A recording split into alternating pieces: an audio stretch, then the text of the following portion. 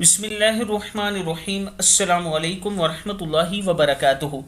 عابد راضی چینل کی طرف سے آج میں اپنے دوستوں کو رسول اللہ صلی اللہ علیہ وآلہ وسلم کا ایک ارشاد بتاؤں گا۔ فوت شدہ والدین کے لیے مغفرت کی دعا۔ رسول اللہ صلی اللہ علیہ وآلہ وسلم نے فرمایا، اللہ عز و جل جنت میں ایک نیک آدمی کے درجے کو بلند کرتا ہے تو وہ پوچھتا ہے، اے میرے رب، یہ درجہ مجھے کیسے ملا؟ اللہ فرماتا ہے، تیرے حق میں تیری اولاد کے استغفار کی برکت سے۔ میں اپنے دوستوں سے گزارش کروں گا کہ یہ دعا ضرور کیا کریں۔ اللہم اغفر لہ وارحمہ وعافہ واعف عنہ اکرم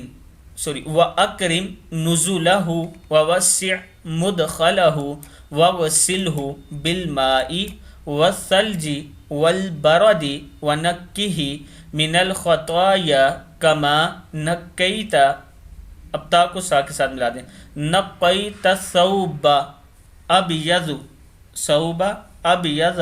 من الدنس ابیض من الدنس وابدلہ دارا خیرا من دارہ واہلا خیرا من اہلہ وزوجا خیرا من زوجہ وادخلہ الجنۃ وأعذه من عذاب القبر او من عذاب النار۔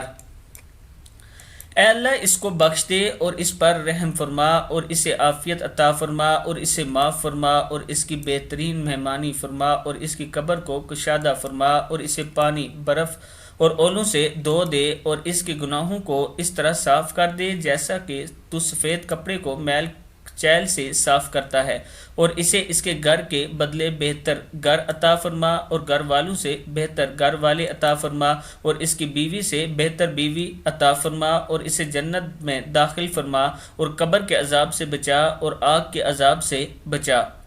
فوت شدہ والدین کے لیے مزید دعائیں، میت کے لیے دعائیں بھی دیکھ سکتے ہیں آپ میرے چینل پر، انشاءاللہ آپ کو مل جائیں گی۔